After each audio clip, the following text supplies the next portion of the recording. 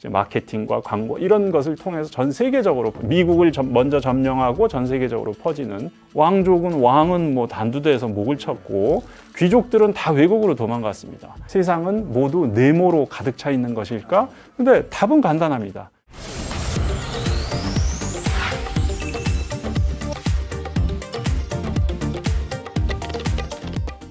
안녕하십니까, 오영규입니다. 경제 한수. 오늘은 자본주의를 문화적 관점에서 살펴본 책을 소개해 드릴 텐데요. 자본주의 인문학 산책에서 한 수 배워보도록 하겠습니다. 책을 쓰신 숭실대학교 정치외교학과 조홍식 교수님 모시고 얘기 나눠보겠습니다. 안녕하십니까? 안녕하세요. 조홍식입니다.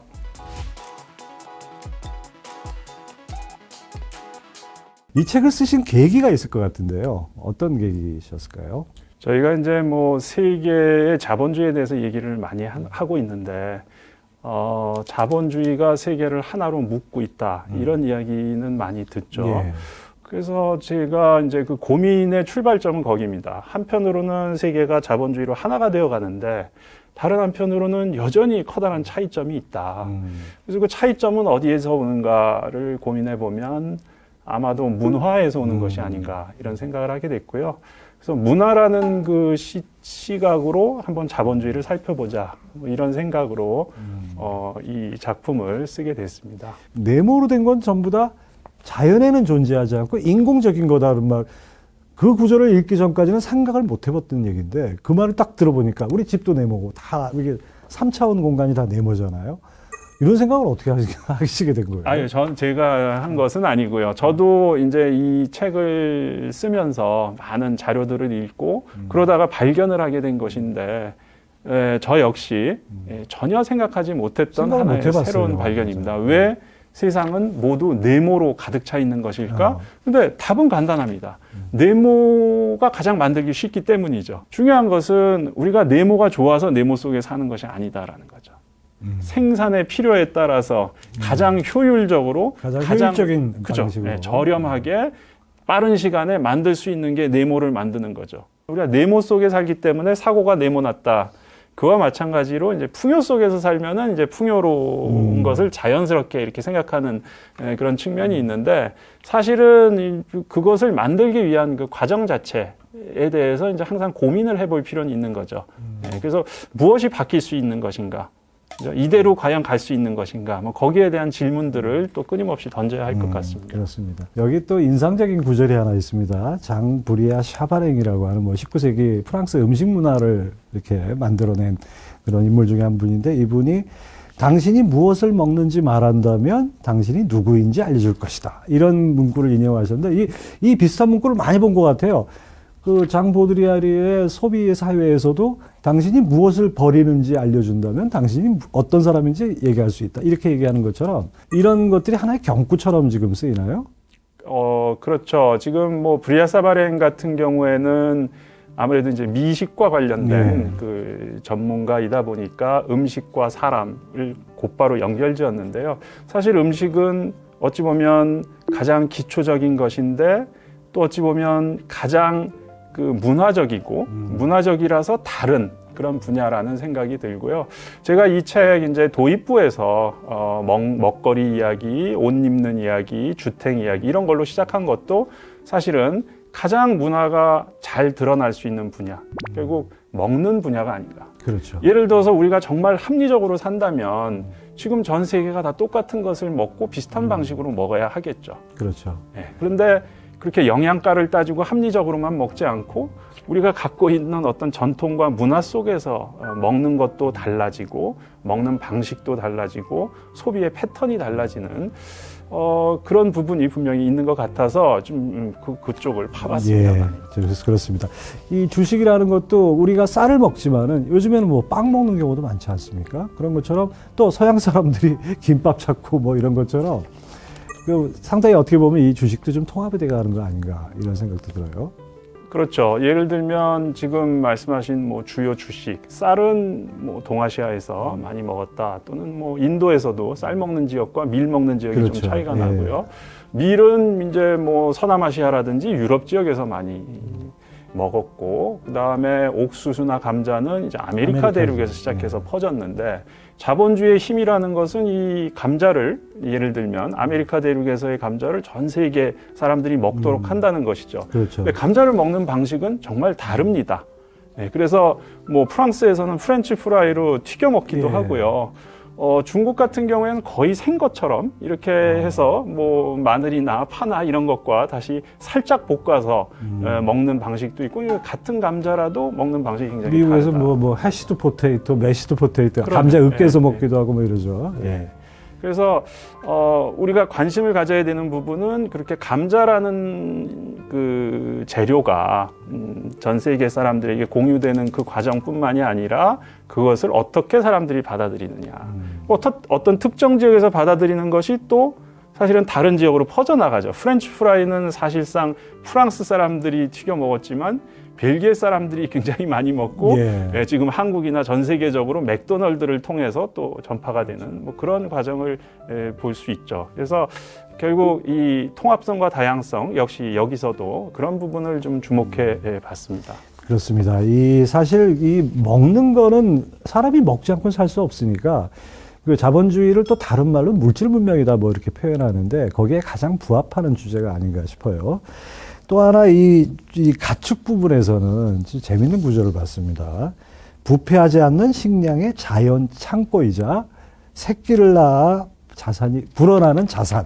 그러니까 자연 창고이자 자산이라는 관점에서 이 가축을 접근하셨어요. 인간에게 항상 옆에 있는 그 식량으로서 단백질도 있죠, 털도 있죠, 가죽도 있죠, 그렇죠. 우유, 젖도 있죠, 뭐 많은 것들을 우리에게 줄 수 있는 것이기 때문에 굉장히 중요한 요소였고, 그것이 결국은 자본의 개념. 그러니까 무엇인가를 축적해 놨는데 그 축적한 것이 다시 새끼를 낳는다라는 개념. 거기서 아마 우리가 자본주의의 그 씨앗이랄까 이런 것들을 좀 발견할 수 있는 것 같고요. 교츠만과 같은 이제 미국의 학자는 금융의 세계사에서 그런 이야기를 합니다.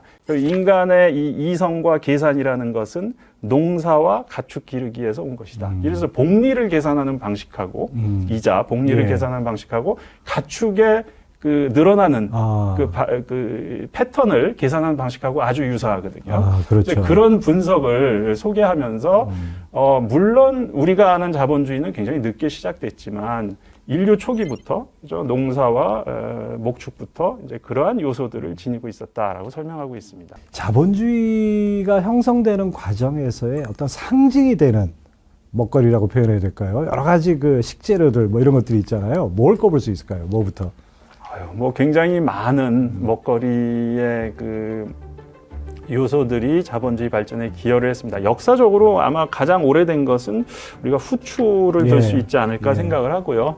후추가 이제 인도, 동남아시아 이런 쪽이 원산지인데 거기에 있는 후추를 가져다가 유럽에다 팔면은 굉장히 많은 그 이윤을 남길 수 있는 그런 상품이었다라는 점에서 고가의 상품이고 굉장히 자본주의 발전에 중요한 그 대항해 시대가 후추 때문에 열린 거죠. 그렇죠. 그런데 이제 요즘 보세요. 요즘에는 어느 식당에 가도 분식점 가도 식탁에 이제 후추통이 놓여 있어요. 후추와 소금 이제 쉽게 접할 수 있는데요.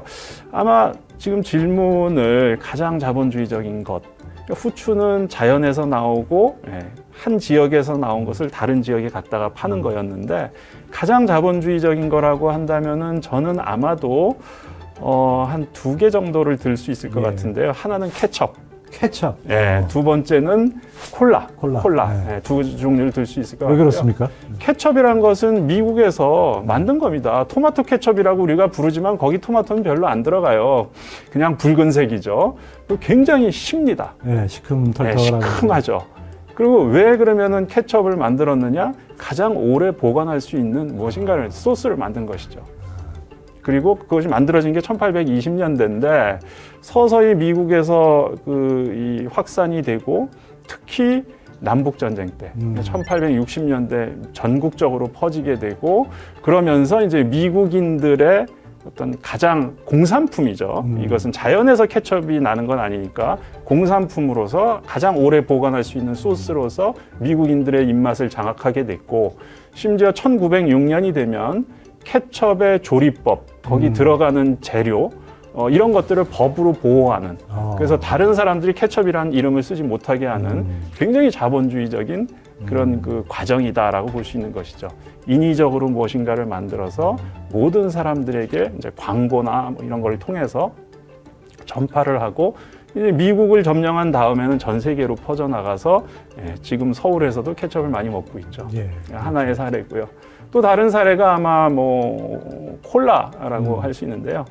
콜라도 굉장히 재밌고 자본주의적입니다. 뭐냐 하면 여러 곳에서 난 것을 모아서 만든 것이 콜라입니다. 콜라를 처음에 만든 것은 프랑스에서 프랑스였어요? 보르도 와인 있죠. 굉장히 유명한 보르도 와인에다가 탄산가스를 주입시키고 페루에서 온 코카 잎을 넣어가지고 만든 음료가 원래 콜라였습니다. 근데 이 프랑스에서 만든 콜라가 미국에 와가지고 이 알코올, 술 이런 걸 다 뺐습니다. 왜 그랬느냐? 그 당시 미국 조지아 아틀란타 지역에서는 금주령이 내려져 있었기 때문에 술을 넣어가지고 음료를 팔 수가 없었어요. 그래서 이제 술을 빼고 그야말로 이제 콜라 잎 성분, 그 다음에 탄산, 그 다음에 설탕을 많이 넣었죠. 이러한 새로운 방식의 인위적인 음료를 만들었고 그것이 역시 이제 마케팅과 광고 이런 것을 통해서 전 세계적으로 미국을 먼저 점령하고 전 세계적으로 퍼지는 그런 과정을 거쳤다라는 점에서 케첩과 콜라는 아마 가장 자본주의적인 이 레스토랑이나 패션 같은 것들이 탄생하게 된 계기가 이 책을 읽어보니까 프랑스 혁명이더라고요. 보니까 결과적으로 프랑스 혁명이 그런 그 부수 효과로 레스토랑이나 패션이 탄생했다 이렇게 볼 수 있는 거죠. 미식, 좋은 음식 이런 것도 사실은 왕족이나 귀족만이 즐길 수 있는 그러한 특권이었습니다. 그렇죠. 그런데 18세기가 되면 부르주아들이 이제 부상을 하게 되죠. 부르주아는 돈이 많은 사람들입니다. 귀족이나 왕족처럼 이렇게 혈통이 좋은 사람이 아니고 돈이 많은 사람들. 돈이 많은 사람들도 그런데 왕족이나 귀족을 흉내내고 싶어 하거든요. 비슷한 그 미식을 누리고 싶어 한단 말이죠. 그래서 레스토랑이라는 것이 생겨납니다. 근데 레스토랑의 그 요리사는 그 당시만 하더라도 이런 그 부르주아들에게만 음식을 팔아서는 별로 훌륭한 요리사를 끌어들일 수가 없었어요. 그렇죠. 훌륭한 요리사들은 전부 다 왕족이나 귀족에게 가 있었단 말이죠. 그런데 지금 말씀하셨듯이 프랑스 대혁명이 나서 왕은 뭐 단두대에서 목을 쳤고 귀족들은 다 외국으로 도망갔습니다. 그러니까 일부 요리사는 귀족들과 함께 외국으로 도망갔지만 그냥 나는 프랑스에 있고 싶은 사람들은 남아서 그 사람들이 부르주아의 레스토랑에 가서 귀족들에게 해주던 왕족에게 해주던 음식을 부르주아들에게 상대로 판매하기 시작한 그러면서 어찌 보면 왕족과 귀족의 미식이 부르주아들에게도 일상화되고 보편화되는 그런 과정을 거치게 됩니다. 그 책에도 이제 이런 얘기가 있어요. 그 마리 앙뚜아네트의 의상 담당 로즈 베르탱이라는 이 여자가 있었는데 이 여자에서 패션이라는 것이 어떻게 보면 이제 대중화된 계기가 됐는데 뭐 이런 얘기를 했다 그래요. 옷값을 깎으려고 하는 고객들한테 뭐 당신들은 그 그림 파는 화가한테 캔버스와 물감값만 내냐 거기 뭔가 만들어냈으니까 내는 거 아니냐, 뭐 이런 식의 얘기를 했다 그러는데 이것도 참 재밌는 일하더라고요. 어찌 보면 이분은 이제 그러한 표현 자체가 옷을 만드는 것이 단순히 그 물질적인 생산이 아니고 거기에는 예술적 혼이 담겨 있다라는 것을 거죠. 벌써 한 200년 전에 이야기를 한 것이죠. 그리고 그것이 중요한 것은 향후 프랑스의 소위 패션 산업이 발달하는데 그러한 정신 자체, 그죠? 디자인, 의상 이런 것이 패션 이런 것이 예술의 한 분야다라는 것을 계속 키워나가게 됩니다. 그래서 지금은 뭐 사실상 많은 나라에서 패션이 발달하지만 여전히 파리라든지 프랑스에서 패션의 어떤 중심지 역할 이런 것들을 많이 하고 있지 않습니까? 그럼 그건 어디서 오느냐? 이러한 전통에서 온 것이다.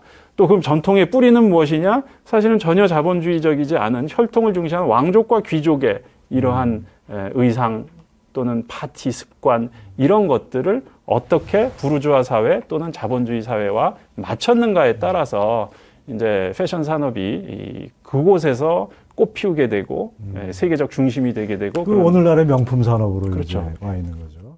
국가가 그런 채권을 발행함으로써 시장을 만들어냈고 그것이 금융의 발전을 가져왔다. 그래도 상당히 우리가 우려한 것만큼 그렇게 각자 도생으로 가는 것만은 아니지 않느냐 이런 생각을 좀 하고 있습니다.